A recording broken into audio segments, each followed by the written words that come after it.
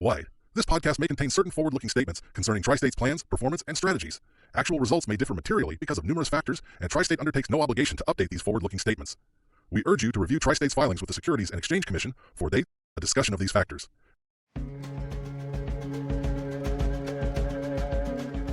As scary as it sounds, safety is absolutely contagious. If you start to have a safety mindset in everything you do, the more that we think about safety, talk about safety, and observe safety type of behaviors, the more that's going to spread across the entire organization. I'm Elizabeth Schilling. And I'm Julia Perry, and today we're here with Chad Orvis from our safety department. In honor of it being a safety podcast, let's go around and share our near misses recently. So I'm recently becoming more acquainted with the world of horses because my stepdaughter has one, and I offered to help her clean out stalls. These horses have their own personalities. I found myself in a stall with one, and I didn't know what he was going to do, but I started planning my out, like, can I get over that fence if needed? Nothing happened. It was fine. We had enough distance, but just preparing for unpredictable behavior. Near miss for me was letting my husband stand on the very top rung of the ladder while we were trimming old cable cords, and I was literally the person holding the ladder stationary on the ground as I was yelling at him, "Get down now, get down." That's my near miss. Nobody died, but it felt like we were going to. My near miss is we have some kitchen bar stools that swivel, and I decided that I was going to stand on one of those to try to reach something way up high. And once you start swiveling on one of those things, it's really hard to keep your balance. And I quickly decided that this is not the right equipment to be using. Why is it that whenever you need a step stool, there's only ever a swivel chair around? Right. It feels like a law of nature. And every time I think I'll be able to get up there and be able to keep my balance and do just fine. And every time I realize it was a bad decision. We may use some acronyms that people may or may not be familiar with. Can you tell me what does LMS and PPE stand for? LMS is our learning management system that we use here at Tri-State, and PPE is personal protective equipment. There's a lot at stake when it comes to safety at Tri-State. Is being the VP of safety stressful or rewarding? Well, there are no doubt stressful times in the work that I do, and I know it's in the work that everybody does. I think that more than that is rewarding. I have been probably rewarded in the workplace more in this safety role than in any other role that I've had. Safety gives you an opportunity to really touch all parts of the organization in a way that is very positive and really brings people together.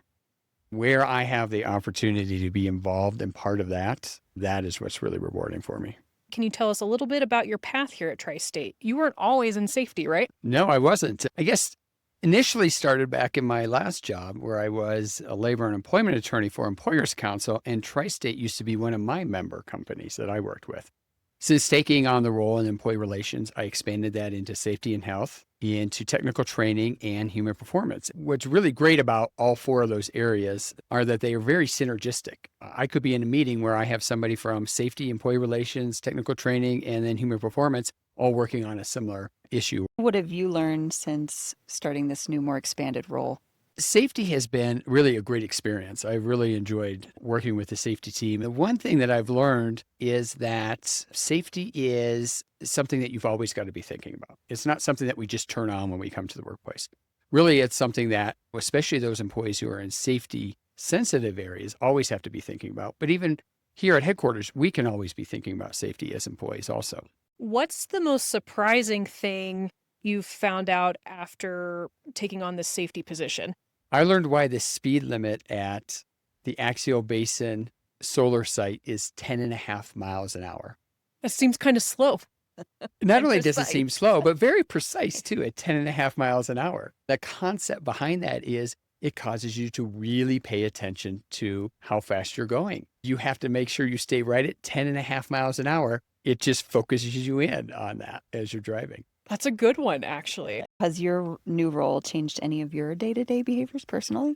They have. I have definitely found, even when I'm at home, adjusting my behaviors to be much more safe. Even just putting up my Christmas lights this last year, making sure that I had anchors on the roof when I was up there, putting up lights. So really, it's just, again, me living that idea of I'm just thinking about safety more. My dad used to be in the military, and by the time I got older, his back was too bad to go on the ladder to hang Christmas lights anymore. He'd have me climb up onto the roof when I finally got to the top of the ladder, and he goes, "What's your plan right now?" And I was like, "What are you talking about?" He goes, "If this ladder somehow falls down, where are you going to bail?" And then beneath me, there's the dry rock garden and a rose bush and a cement sidewalk. So it's kind of a mean time to bring that up when you have that safety mindset. You're always quizzing everybody in your daily life or kind of admonishing them for little mistakes that they're making and stuff. And the great thing about that is every time you've probably climbed a ladder since then, you've always remembered that. I always think, where am I going to bail? Which I don't know if that's correct, but so yeah, what's my escape route if I have to leap off this ladder right now? You may have touched on this, but what are all the pieces that make up Tri-State's safety program? Our safety program starts at the field level. And whether you're on the transmission side or the generation side, it's really those field workers along with their foremen and their supervisors who are really kind of that first level of safety. They'll have a tailboard meeting every single morning before they begin working. Part of that is to identify hazards, to identify where they need to be safe. Then you have the safety department, which is really there to support all these different areas, right? So we have coordinators that are out in the field on the transmission side and the generation side, helping to identify hazards and to identify ways that we might be able to do things a little bit different to make sure everybody stays safe. The other thing that we have are safety committees, and we have safety committees at the transmission, at the plants, Call a While, the CTs, and even here at headquarters, we have a safety committee. And those safety committees are a combination of both safety leaders, managers, and employees. The one piece that's so important when you are creating what your safety culture is going to look like is the involvement of those employees. Employees have to be very involved in making sure that we have a safe culture. It sounds like that communication is actually working because you've been achieving awards every year, making so many safety records. I'm really excited to share the safety achievements that Tri-State has accumulated over the past number of years. One of those is with Colorado Mine, who was recognized by the Colorado Department of Mining, Reclamation, and Safety at its 127th National Western Mining Conference. We also received the National Safety Council 2024 Superior Safety Performance Award for achieving 10 years or more without a workplace lost time injury at Burlington, Frank Knutson, Lyman, and Pyramid Generation Stations, as well as at Flight Operations. And finally, we also received 2024 National Safety Council Perfect Record Award for 12 consecutive months without a lost time injury at JM Schaefer, Transmission Maintenance East, South, and West. And again, those awards really are a reflection on our employees and having that safety mindset all the time when they're in the workplace, because dangers can arise at any minute. We all live here in Colorado, or even if you get out into Nebraska, Wyoming, New Mexico, some days we can see all 4 seasons in one day, right? That's an example of, hey, we've got something going on and look at what's going on with the weather. What do we have to do to make sure that we can stay safe? It's just that mindset that everybody always has as they're working through their day. Yeah, speaking of weather, the scale you have to prepare for is pretty insane. I know that our transmission guys had to go out and move a mobile substation during a blizzard, I think, and they had to get special clearance from the Colorado DOT to even let them go onto the road to drive it where there was the power outage. And that's just, how do you prepare to drive in a blizzard with a mobile substation, you know? Yeah, absolutely. That really shows how amazing it is that transmission maintenance got this award of no lost days in the last year when situations like that's all of a sudden facing them, and they're able to identify what the potential hazards are and make adjustments to what they're doing to stay safe through that entire project. I guess that makes sense then to just have a perpetual mindset of safety, because the accidents are unplanned. So you have to be constantly ready and prepared because you're not trying to do something dangerous on purpose usually, right? None of us are intentionally trying to get hurt, whether it's in the workplace or out of the workplace, but it does happen. Injuries happen, and that's just a fact of life. And where we can reduce the risk of those injuries just through having that constant reminder and mindset really makes a big difference. I even encourage that for employees here at headquarters. Oftentimes you think, how does safety apply here at headquarters? It can be as simple as today when you're walking out to your car to leave work, just being aware of what's around your car. Some people walking up that you might have to watch for as you're backing out. Are there some hazards around your vehicle that you need to pay attention to? That's the idea of just always being in that mindset around safety that we can do in just the little things that we do in life. I think we need to issue some tri-state Canada goose shields while they're in breeding season right now. We may need to get an LMS on that of how to safely encounter and deal with the geese. Avoid them as best you can. That's oftentimes the best thing you can do with any hazard is avoid it. Yes. We're thinking about our personal safety and the importance of that, but also how does safety benefit our membership as a whole? First thing I think when we talk about safety in our membership is reliability. That's one of our key missions is to provide reliable power. The best way that we can do that when it comes to our workers is to have them available to work, especially at times when there is a downline that we need to get to quickly. The best way we can keep those employees working is to keep them safe and keep them healthy. If we can avoid accident and keep them from missing work, then that's how we can maintain reliability from a worker standpoint. By the nature of generating and transmitting electricity, obviously we're working with some pretty dangerous forces and large equipment. Can you tell us about how that plays into how we look at safety related to these kinds of extremes? There are certain environments that our employees are in that could cause serious injury or even death when you're working around electricity like we are, whether that's on the generation side or the transmission side. We can have arc flash situations. If things aren't grounded properly, we could have very serious injuries. So really the way I look at how we have to protect around that is I see it layered. It has to start with the individual. And that individual has to always be thinking about what's my environment, what's going on around me, how can I stay safe?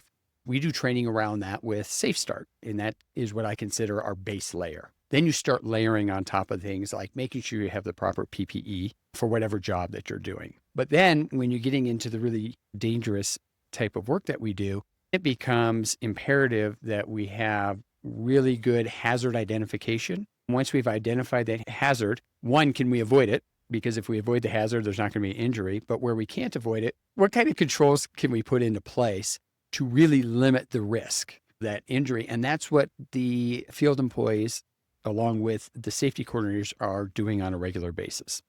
So you say that safety is starting with the individual. How are you encouraging the culture of safety with employees? One of the things that we really try to focus on is this idea of near-miss reporting. And even just reporting in general. We created an LMS for all employees to understand the importance of reporting safety concerns. But especially out in the field, it's the idea of near-miss reporting. And you might ask, why do we have to report things that didn't happen? Why do we have to report things that didn't result in an injury? The more that we can report a near miss where there was no injury that occurred, the better we can accumulate a better understanding of all the different things that can potentially happen in a given situation and be aware of it. And the more we can share that across the entire organization, the safer everyone can be. You talked earlier about having people available is important to reliability.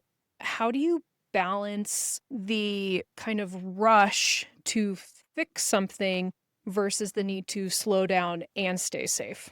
That really starts with that idea that we always have the stop work authority piece of it. And as fast as we have to move sometimes to be able to get the work done, we also have to balance that out, this idea of, hey, at any point in time, if an employee feels unsafe or sees something that we're doing that's unsafe, they have the single authority to stop work right there and say, nope, we're stopping it. This is what I see. This needs to be addressed. And I think that really works well to balance out the speed to get something done all the way down to the lowest level of an apprentice being able to say, no, we're stopping what we're doing because this is unsafe. How do you make sure that when employees do report a near miss or something does happen, they still feel comfortable reporting this incident or coming back to management and telling them what happened? The key there is to have a culture of safety that relies on trust. That is that the employees have to trust that if they are going to report a near miss, or if they're going to stop work under the idea of stop work authority, that they are going to be supported in doing so by management, the company. and that there's not going to be any type of negative repercussions around that. So it's really important, and Tri-State really emphasizes this idea that safety starts with what the field employees see and them reporting up through the organization and having trust that the organization is going to take that and continue to build an even stronger culture. We have our headquarters, we have field facilities, we have generating stations. Work is done in a variety of different places across 4 states. How do you ensure that we have some consistency, some alignment in how we look at our vision for safety and how we execute on it? That's a great question. When it comes to safety as a priority across the organization, it always has to start at the top with our executive team. Our executive team is very consistent with their priority of safety. They will talk about safety in every environment that they can or chance that they get. And I think that really helps to make sure that as safety gets pushed down, that message is very consistent across all the different functional parts of Tri-State. From there, then you really are relying on management and employees to make sure that they are implementing it at each one of the sites. And that's where we have safety committees that are making sure they're staying consistent, where we have our safety coordinators going out to all the locations and making sure we stay consistent with that message. It takes the entire organization to make sure that we are able to consistently have safety implemented across Tri-State. How do you maintain your high standard when you work with other groups outside of Tri-State? Our safety department really makes sure that we stay involved with a number of outside groups, whether that be with EPRI or Altricity. In doing so, we have the opportunity to do roundtables and interact with safety personnel from different organizations that allow us then to take best practices, whether we take them from those companies or whether or not we are sharing our best practices that they can take back to their workplaces. Which will be part of that continuous improvement, is also leadership educating themselves in tandem with everybody else too. Yeah. Funny enough, once upon a time, the communications department had to go through miner training, and we were all certified miners for, I think, 6 months or something, which was hilarious. But I didn't realize that at these plants with this huge industrial machinery, that if you don't wear ear protection, it could damage your hearing just from the size and volume and scale of all the machinery there. And that was wild to me. The way we take safety as a priority, even if you're not the one completing the work, is huge. Because one of my first articles that I wrote for our internal publication, we were talking about some work being done on a training trailer, but as part of the training, they were energizing a line. So I showed up just to observe and write the article, and I got the full safety briefing as if I were doing the work. And it was just, if you're going to be near this equipment, you need to know all these things. You need to be wearing the appropriate protective equipment. And it showed how seriously we take it. That was huge. Yeah, absolutely. And any employee who is going to go to the mine for their first time or go to Craig Station or even any of the CTs for the first time has to go through a safety briefing and training before they can even step foot onto those locations. Oh yeah, because we're the idiot lemmings walking around trying to take photos, and meanwhile we could get totally squished by a dozer. Don't be so focused on what's in the viewfinder. Look around. We're the Wile E. Coyotes running around. At least they rein us in. Yeah. That's good. Thank you, field employees, for saving communications department. No kidding. It feels like when we talk about safety, we're able to assign some structure and processes around it. But thinking more generally about the kinds of conversations that people need to have when they're looking at their own performance or the performance of people around them in their day-to-day work, are there other tactics that we take to get at that performance element? I think that really hits on my vision for safety as we go forward in Tri-State, because so much of safety is reactionary. It's an accident occurs, now we're going to do an investigation and find out what went wrong. Where there's another opportunity for safety is to be a little bit more forward-looking and see safety as a performance driver. That's where we integrate safety and human performance with the idea that we're looking for continuous improvement, and where we can identify behaviors or practices ahead of time that give us positive outcomes from a safety perspective. If we focus on those behaviors, then we can hopefully eliminate the safety incident from even occurring to begin with. The way that we get there is a couple different ways. One is we can use a leading indicator type of philosophy, which is, let's say, for example, reporting near misses. The more near misses we report, we have found that you have better safety outcomes. That's your leading indicator. The other way you can go about that is through human performance. And this is where you identify the human aspect of a potential unsafe situation and then go back to that human element piece of it, educate people well on a particular situation. Then you really reduce later on the risk of that incident from occurring to begin with. Safety is not a solo endeavor. We obviously want to keep ourselves safe. The great thing about keeping ourselves safe is that we're also keeping everyone around us safe. As we are looking at safety, both in the workplace of recognizing hazardous conditions and wanting to make sure that everybody stays safe, we can also bring that same concept back to our homes at night, where we are making sure as we go through our daily lives, we're keeping our family safe, we're keeping our neighbors safe, we're keeping our community safe. Safety seems to be more effective when you're around people. The human element in which you recognize that safety is important because the person next to me might get hurt if something happens. Is safety contagious? As scary as it sounds, safety is absolutely contagious. And I think that really comes with what I said earlier about having that safety mindset. If you start to have a safety mindset in everything you do, then that starts to become contagious. The more that we think about safety, talk about safety, and observe safety type of behaviors, the more that's going to spread across the entire organization. What are some of the challenges you face at Tri-State in the safety department? I think the biggest challenge they face out in the field with safety is the unknowns. Having to be ready for anything to happen at any time that maybe was not anticipated when you first started that project. It's almost like being a football coach getting their team ready for anything that could potentially happen in a game. So when it happens, they're ready to go. The same type of thing when you're out in the field. It could be changing weather conditions. It could be changing conditions in the environments in which they're working in, and just having to be ready to make that quick adjustment and having had the training to know what to do under those circumstances. What's one piece of safety advice you think everyone should know? We live in a fast-paced world where there are hazards all around us. And where you can take the opportunity when you find yourself in a situation where things are moving fast is to just slow down, take a breath, and pay attention to what is going on around you.